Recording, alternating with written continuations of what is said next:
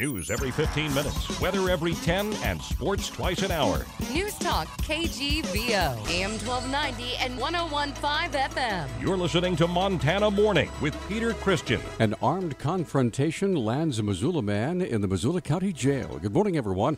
Montana Morning for Tuesday, July 5th, 2016. Sky is becoming more cloudy. We have 45 degrees in Missoula right now. Our newscast this morning sponsored by Kootenai Creek Village, the maintenance-free active adult community in Stevensville, where they offer the best of western Montana living. 34-year-old Winston Ritter was in the Missoula County Jail on Independence Day, charged with 3 felonies following an armed confrontation with Missoula law enforcement personnel. Corporal Josh Valinkity with the Missoula County Sheriff's Office said the incident began Sunday evening with a call to 911 about a possible break-in not far from Target Range School. Deputies went into the trailer house, investigated, noticed that it appeared somebody had been living in there. As they left the area to kind of do a perimeter check of the outside of the residence, one of the deputies made contact with a male sitting outside. He had a AR-15 long gun. At this point, the deputy called for backup when the suspect attempted to flee on foot. Northeast of the trailer park. He was apprehended without any further issue at that point in time. When he was arrested, he was in possession of an AR-15 with several rounds. Valinkity told KGVO News the rifle was loaded and there was a round in the chamber upon Ritter's arrest. He's currently in the Missoula County Jail on $150,000 bond. He's been charged with 3 felonies, assault with a weapon, burglary, and assault on a peace officer, in addition to a misdemeanor charge of criminal trespassing. He'll appear in Missoula Justice Court today at 2:30. A fatal Billings shooting has led to the arrest of a 28-year-old man. The Billings Gazette reports the man was arrested Friday on a deliberate homicide warrant in the October 16th death of 25-year-old Clinton Oldbull. It's unclear whether the man has an attorney. U.S. Marshals Service Chief Deputy Rod Ostermiller said his office and the Laurel Police Department made the arrest after investigations by the Billings Police Department.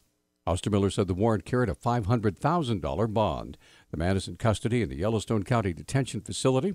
Officers found Oldbull on the ground outside an apartment complex about 2 a.m. He was shot in the abdomen and pronounced dead later at a hospital.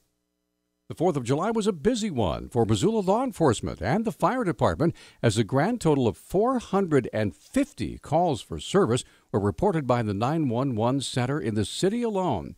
Sergeant Mike Hebert said there were too many to count, but no tickets were issued and no arrests were made. We had a lot of calls, actually. A lot of reports anyway. Actually, I think last night was mostly just warning people and trying to get them shut down. It was kind of a losing battle to try to cite anybody. I have a feeling with the fireworks not going at the mall, just at them at their house.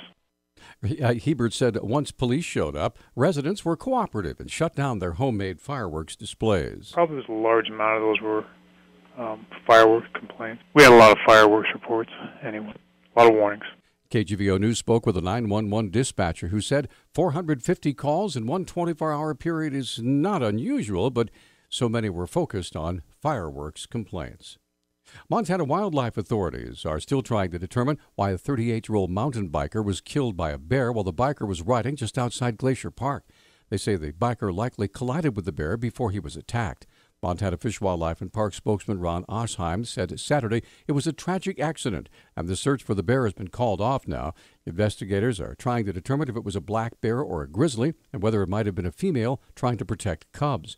Brad Treat, who was a law enforcement officer with the U.S. Forest Service, was found dead Wednesday by officers at the scene of the mauling. Treat's riding companion reported the incident and was not attacked. A missing 19-year-old hiker lit several signal fires in the Seeley Lake Wilderness area to attract rescuers over the 4th of July weekend and was eventually rescued by 2 Bear Air, the helicopter out of Whitefish. Sergeant Bob Parcell from the Missoula County Sheriff's Office said the incident began with the first call to 911 about 2 o'clock on Sunday morning. A 19-year-old man had left a group at Lake Elzina. They had been camping there. He was intending to go for a short fishing jaunt up to Lake Dinah.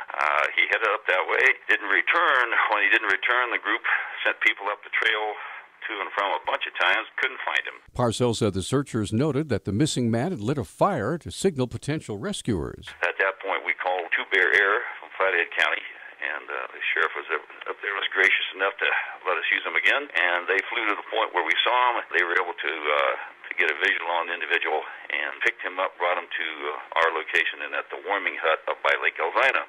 The signal fires left behind by the lost hiker became the responsibility of the Department of Natural Resources and Conservation. I spoke with Jordan Copen yesterday. He said the firefighters from the Clearwater were sent in and spent all Sunday night into Monday morning putting out those signal fires. Media organizations will be allowed to argue for the release of documents that federal prosecutors want to shield from public view in the case involving Nevada rancher Cliven Bundy's 2014 armed standoff with government agents. U.S. Magistrate Judge Peggy Lean did not immediately open the court filings with her Friday order on a request by the Associated Press, the Las Vegas Review-Journal, and rural Nevada newspaper publisher Battle-Born Media. But she said the court will let media lawyers oppose prosecutors' contentions that disclosing evidence could expose witnesses to intimidation and court officials to possible violence from Bundy's supporters. A temporary order currently requires defense lawyers to keep confidential the evidence that the government shares with them. Media attorneys argue that's an infringement on First Amendment free speech and a right to free press. The Observation Point wildfire in the Bitterroot National Forest is now 15% contained, according to Monday's briefing from the Northern Rockies Incident Management Team. Fire Information Officer Ann Riss-Sikora said due to the fire's location, it's mostly been an aerial attack. The retardant planes have been flying out of Missoula nonstop, trying to paint a line on that ridge to contain the fire from moving north. They had a huge air show on this incident. There's no roads going through this. It's a hike-to fire. That's hence why they're putting spike camping on the western side. So the air support on this fire has been really strong. Riss-Sikora provided statistics about the fire. Acreage as of last night is 1,385 acres. So, and then cost, we're up to nearly $4 million. That number is a reflection of aircraft. I'm understanding that $4 million number, 48% of it is from this aircraft. Stage 1 evacuation warnings are still in effect. Lost Horse Road and Lick Creek Road both remain closed. Over 500 people are working the fire, along with 8 aircraft, 21 engines, and 15 dozers. The fire is 10 miles southwest of Hamilton, in the Darby Ranger District. Trails, overlooks, and parking lots near the Grand Canyon of the Yellowstone River are getting about $9.1 million in improvements and repairs. The Casper Star-Tribune reports the projects were partially spurred by fatal falls. An 8-year-old California girl died about 2 years after an 18-year-old park employee fell to her death in 2012. Work will take about 4 years and intermittently close certain areas. Yellowstone Park Foundation is funding the work with private donations and money from federal fees. A Montana Conservation Corps student crew will help. Trails will be rerouted to safer areas, and walkways are going to connect historic overlooks, among other changes. The first closures include part of the North Rim Trail until July 23rd, and Inspiration Point until this fall. Our News Talk time is 6:13. Newstalk, KGVO. Missoula's official weather station. Mostly sunny skies today with our high temperatures in the mid-70s. Winds will be out of the west at 5 to 15 miles per hour. An isolated shower or thunderstorm this evening with showers and storms possible Wednesday. I'm meteorologist Brooke Foster for KECI 13.